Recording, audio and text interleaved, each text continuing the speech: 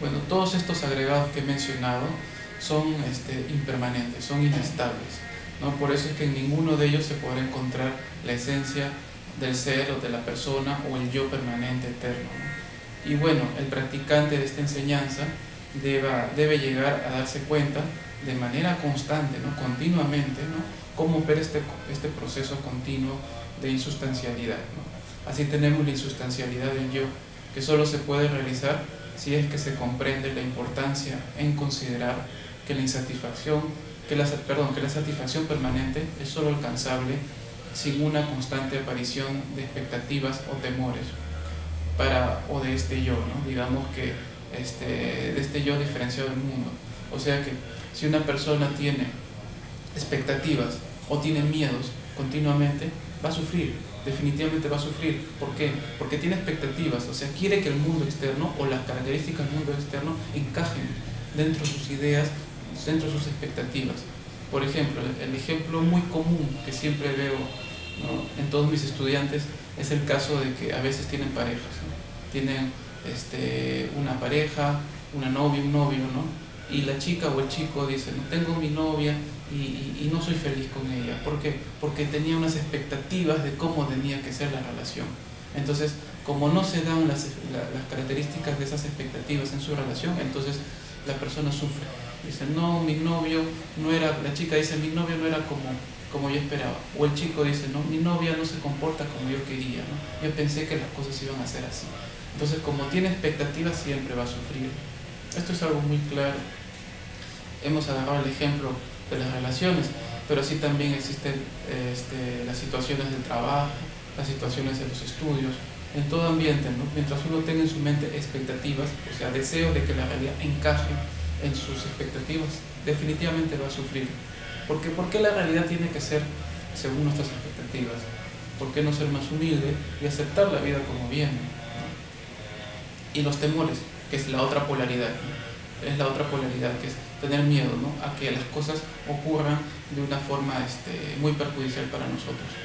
Eso también es otro aspecto de digamos, el otro extremo, la polaridad, ¿no?, que también ocurra lo mismo, ¿no?, tener miedo a todo, ¿no?, no hacer algo por miedo, no arriesgarse por miedo, etcétera, ¿no? También es otra de las polaridades que también encadena a la persona. Entonces, hay que tener un cultivo en todo esto, ¿no? Observar la mente, darse cuenta, por qué sufro, porque me generó expectativas, porque tengo miedos, etcétera. Observar. El practicante tiene que hacer este trabajo, ¿no? El trabajo es mental principalmente. Así tenemos, bueno, para culminar con este tema, ¿no?, el símil de la carreta, muy conocido, ¿no?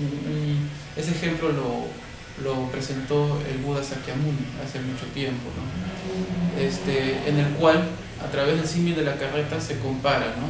Se compara la búsqueda de una esencia en el ser humano con la búsqueda de una esencia en un carruaje, ¿no?, o en una carreta, ¿no? A la carreta o al carruaje comenzamos a desmontar en piezas, ¿no?, a quitarle primero las ruedas, a quitarles las puertas, etcétera, ¿no?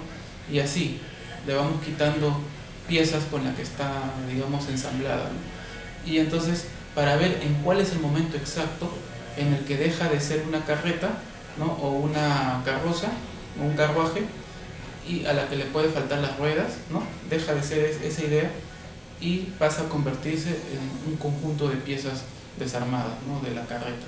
Entonces, ¿cuál es el momento en que pasa de ser una carreta sin algunas piezas a ser un conjunto de piezas, ¿no? Entonces, nos damos cuenta que no existe un momento en el que ocurra esto, ¿no? O sea, no podemos encontrar cuál es, digamos así, la característica de la carreta, qué es lo que lo caracteriza, ¿no?, o cuál es su esencia, ¿no?, sino que simplemente todo está conformando o sea, todas las piezas están conformando un todo, y si lo vamos desarmando de a pocos, va a llegar un momento en que vamos a encontrar un conjunto de piezas, pero no sabemos en el proceso dónde está el yo. Igual ocurre con el ser humano, ¿no? O sea, un ser humano se le puede imaginariamente desmontar en aspectos, en cosas, pero si tuviéramos todos esos elementos, no sabemos cuál de esos es el yo, cuál de esos caracteriza a esa persona, porque el ser humano es un conjunto de fenómenos que interactúan en sí. Entonces, es por eso que no existe el yo eterno, permanente, ¿no?, característico, ¿no?, porque podríamos decir, ya, ¿qué caracteriza a un ser humano? ¿Cuál es la esencia de un ser humano que lo caracteriza como ser humano, ¿no? yéndonos un poco a la filosofía, ¿no? Buscar el ser del ser, ¿no? Buscar el ser, cuál es su esencia, su ser. Es muy difícil, eso no se encuentra, ¿no? Eso es una ilusión, porque el ser humano es un conjunto de fenómenos, y así como es el ser humano, así es todo, los árboles, las plantas, los animales. Un árbol es un conjunto de elementos, ¿no? De hojas, de ramas, de tronco, etc.